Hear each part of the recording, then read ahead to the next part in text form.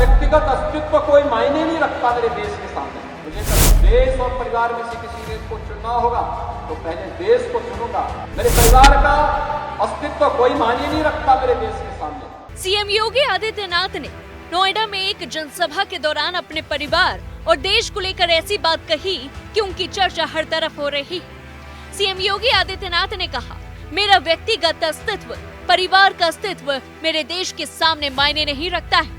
मुझे कभी देश और परिवार में अगर किसी एक को चुनना होगा तो सबसे पहले देश को चुनूंगा, जब ये भाव हम सभी के मन में आएगा। सीएम योगी आदित्यनाथ ने और क्या कुछ कहा है, चलिए आपको पहले तो वो सुनवाते हैं। ये पंचप्राण हर भारत का संकल्प बनना चाहिए, हर भारतवासी के संकल्प बनने चाहिए।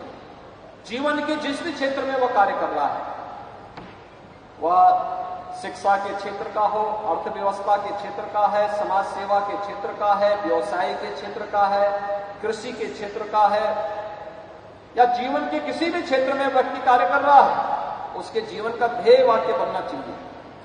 और यह तभी हो पाएगा जब हम सबके सामने एक विजन हो अपना देश के प्रति, नेशन फर्स्ट के इस भाव के साथ जब हम कार्य करना प्रारंभ करेंगे, हम सबके लिए हर काम देश के नाम, हर काम देश के नाम,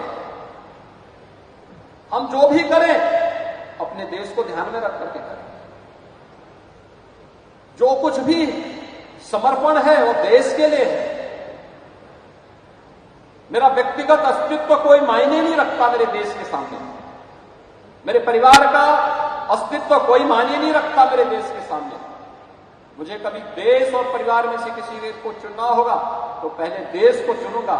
जब ये भाव हम सबके मन में आएगा तो कोई कारण नहीं कि हम प्रधानमंत्री मोदी जी के इस विजन के अनुरूप भारत को 2047 में दुनिया की एक बड़ी ताकत के रूप में स्थापित न कर लें। और आज उस दिशा में कार्य प्रारंभ हुए। फिलहाल सीएम योगी आदित्यनाथ का ये भाषण काफी तेजी से वायरल हो रहा है। अक्सर ही वो परिवारवाद को लेकर विपक्षी पार्टियों पर जमकर हमलावर रहते हैं और इस बयान के बाद से जरूर में बीजेपी को विपक्षी पार्टियों को घेरने का मौका जरूर मिला। इस पूरी खबर को लेकर के आपकी क्या कुछ राय है, हमें कमेंट बॉक्स में जरूर बताएं।